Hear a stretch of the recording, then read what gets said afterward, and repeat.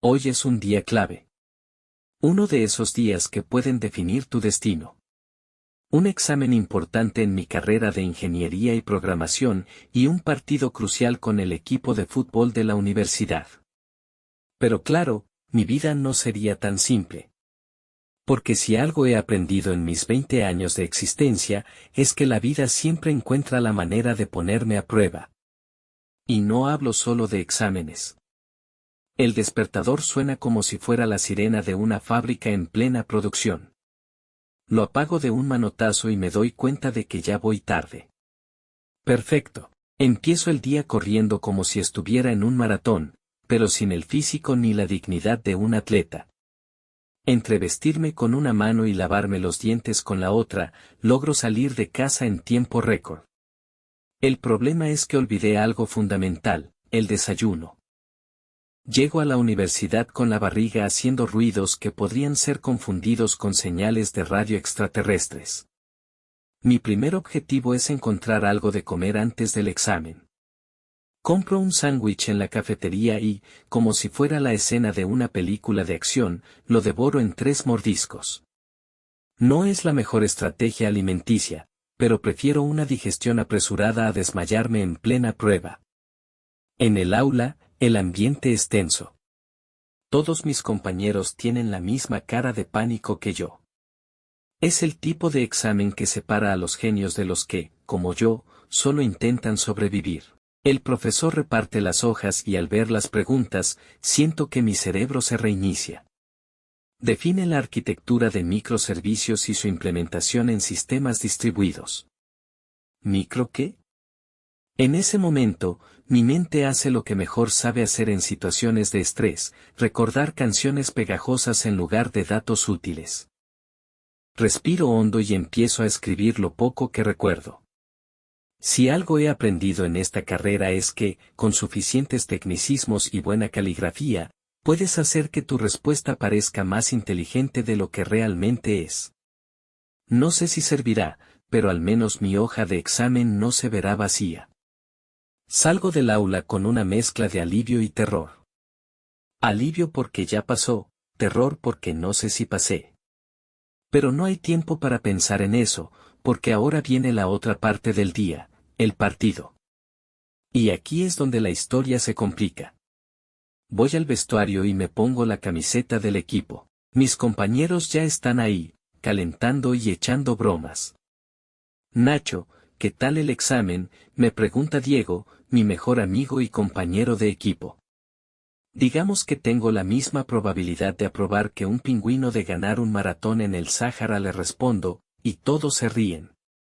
Es bueno tener sentido del humor cuando tu futuro académico pende de un hilo.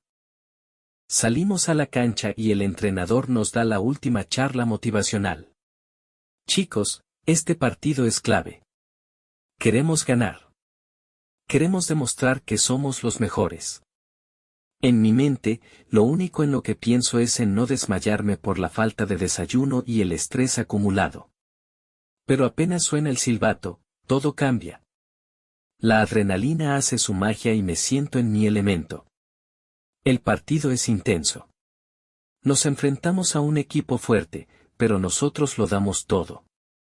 En un momento, recibo el balón y corro directo al arco. Justo cuando voy a disparar, un defensa se lanza sobre mí como si fuera un luchador de lucha libre. Caigo al suelo de una manera tan espectacular que si estuviera en una película de acción, seguro me nominan al Oscar. El árbitro pita penal a nuestro favor. Me levanto y me acerco al balón. Mi corazón late como un tambor de guerra. Respiro profundo y pateo con todas mis fuerzas. Gol. La tribuna estalla en gritos y mis compañeros me abrazan como si hubiera descubierto la cura del resfriado. El partido termina y ganamos. Es un momento de gloria. Estoy tan eufórico que me olvido de todo el estrés del día. En el vestuario, mientras nos duchamos y celebramos, Diego me da una palmada en la espalda. Nacho, lo lograste, hermano. Examen y partido en el mismo día. ¿Cómo te sientes? Me seco la cara con la toalla y sonrío. Agotado, pero satisfecho. Aunque tengo algo más que contarte. Diego me mira con curiosidad. A ver, suéltalo. Me acomodo en el banco y le cuento.